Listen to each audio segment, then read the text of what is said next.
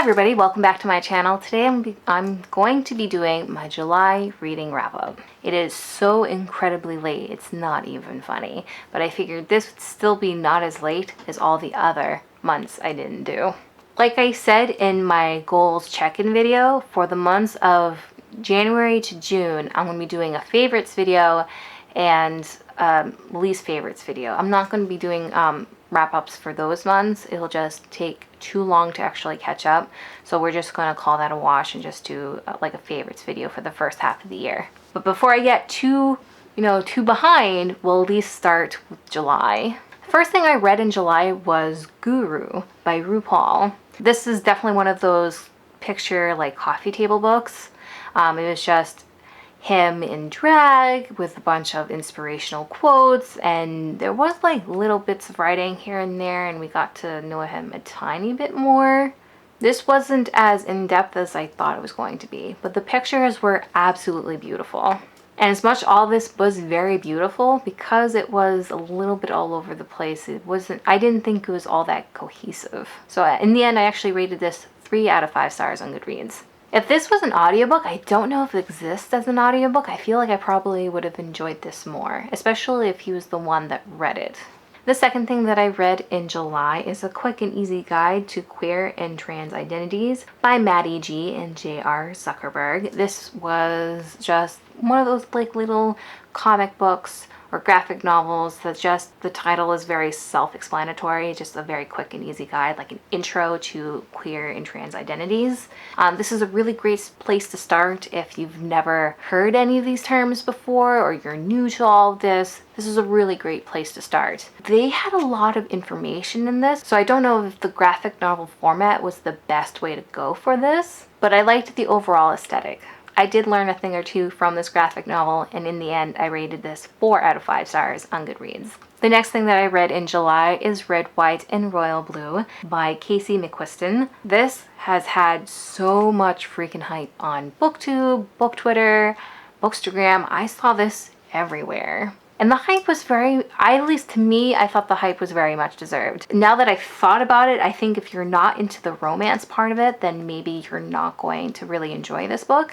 I loved the romance between our two characters, which was the son of the president and the Prince of England. Of course, I'm forgetting their names. Alex was the son of the president, and I'm assuming Edward was the prince. Am I just assuming because he's a prince, his name is Edward? Henry. Close enough. Like, I liked how it was a hate to love sort of romance between Alex and Henry. Like, I loved the build up from hate to love, how first they really hated each other, and because Alex screwed up at the royal wedding, Henry and Alex had to pretend that they were friends, and then they actually became best friends, and then they became lovers. This was a really nice build-up. However, as much as I thought the first half was really amazing, I didn't care for the second half. I wish the scandal was fleshed out more. I would have loved to have seen like more political stuff involved in this book. So even though it did lull in a couple of places, because I loved the romance between these two characters, I am rating it 4 out of 5 stars. If I didn't love the romance so much, I probably would have rated this 3 out of 5 stars. So just a heads up there if you want to check this book out. Next thing that I read in July is Don't Date Rosa Santos by Nina Marino. How do I want to explain this book? Rosa is getting ready to go off to college, and she wants to go to Cuba for college, but she has to like break that news to her grandmother, who's originally from Cuba, and her grandmother is struggling with PTSD in regards from living in Cuba, that she has no desire to ever go back to Cuba, and she doesn't want Rosa to go to Cuba, and so Rosa has to somehow convince her grandmother that this is an okay thing to be happening. There's also this element where when Rosa's grandmother tried escaping Cuba, Rosa's grandmother and Rosa's grandfather escaped Cuba on a boat. Rosa's grandmother gave birth to her mother while they were on this boat, and the storm happened and the grandfather died, but the grandmother and the mother survived this trip, and so that was also pretty traumatic for the grandmother. And then several years down the line, the mother fell in love with someone else who had a boat, but that boy, after they got together and Rosa was created, the boy died. So we had this family curse thing happening in this story, and I just felt like all of this was really melodramatic. Like everything, not everything, but a lot about this story I just thought was melodramatic. I wouldn't have minded if some of the story was melodramatic, but it was a lot of it.